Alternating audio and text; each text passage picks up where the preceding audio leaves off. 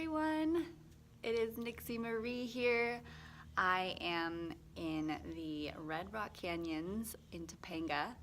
I am sitting in front of this beautiful cave, as you can see, and I'm hearing like my voice echo on top of my voice. So I'm really hoping that it amplifies the sound and I don't even need to use a mic in front of this cave. So I'm really excited.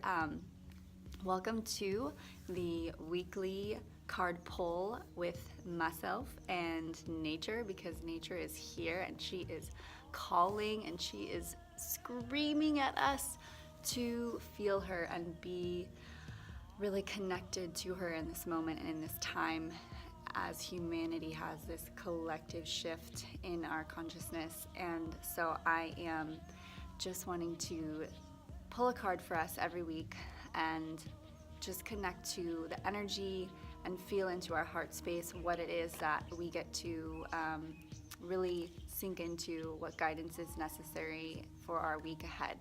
So I have pulled from my favorite deck. You guys know me, Keepers of the Light, my favorite deck by Kyle Gray.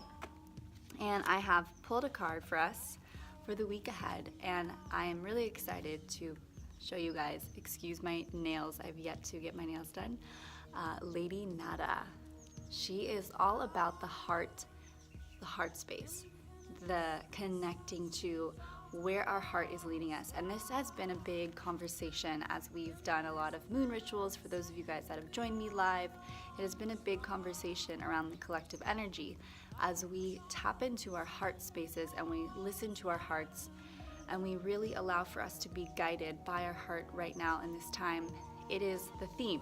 It's like the theme of the year, really, because we are slowly letting go of the stories that aren't aligned to where our heart lies and what is coming for us in our future, in the now, that is aligned with our heart space. So Lady Nada is actually the energy, sort of like Mary Magdalene. You can feel her, the divine feminine, really coming through this card. And she has the power to allow for us to really receive and give the love that we deserve. So this card is a reminder. When we pull this card, she is coming forth to just be a guiding post of unconditional love, but in a way of reminding us of the type of unconditional, passionate, juicy, rich love that we actually deserve to have on this planet at this time. So she's also in relationship to any type of relationships that we have in our lives that we're currently going through right now. And she is also someone who is bringing us closer to how much we are in relationship with loving ourselves. How much do we connect to our heart space every single day?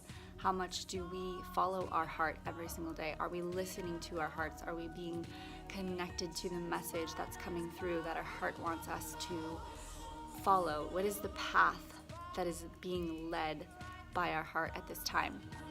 So her little message here is to awaken to acceptance and divine love, give and receive in balance.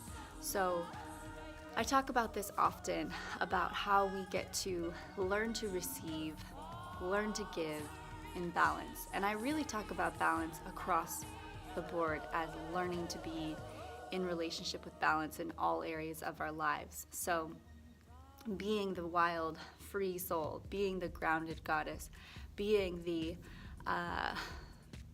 opposites of all things, and really finding the balance in all of it, because we can go have a passion that seems completely contradictory to one thing, but when we love each one of those things and we don't want to kind of just put our things aside, I think a lot of times with being on a spiritual path, being connected to our higher selves, we get lost in the, is this something that I can do because is it aligned with my spiritual path?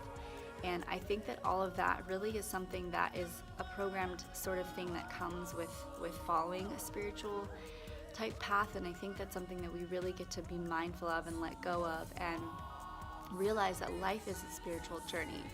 And although maybe we're into it a little deeper with how much we love to watch, crazy videos on Gaia or listen to podcasts or read from our Oracle and Tarot decks. But it doesn't mean that we're any more spiritual than any other being on this planet, because we're all spiritual beings having this human experience.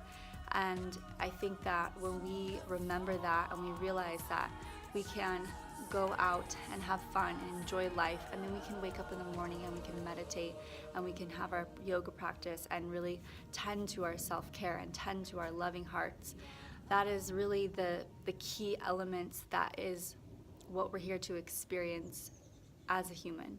So really honoring the heart space right now, as there's so much going on in the planet right now. The planet also has a heart.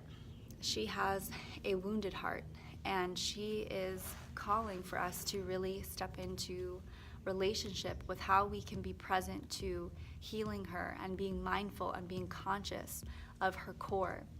As we kind of imagine the earth and the core of the earth as her heart chakra. And right now, there's so much that she's been taking on, and she can take on a lot. Let's look around the planet and see how much she can actually take on. She is a fierce, feisty goddess, and she is really screaming right now, saying, you guys have kind of pushed me too far, and I'm hurting. And she does this. This is her cycle. It's nothing new. It's happened so many times. It's not with the hurricanes, with all of the heat wave, the global warming. You know, all of this stuff is really history repeating itself. It's not like we haven't seen this before.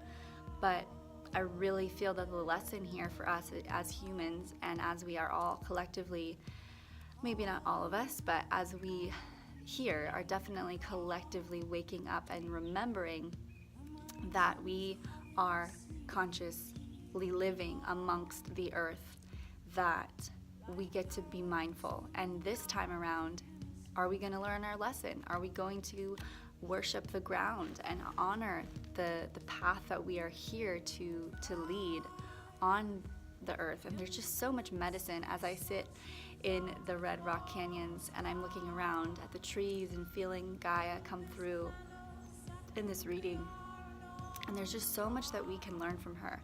So I really invite you to, if you feel lost and kind of off track, find yourself in nature and remember that Lady Nada is here for you to have your heart awakening, expanding experience in this world, to really receive the love that, first of all, you're going to give yourself, because the love that you give yourself is the love that you're going to give another.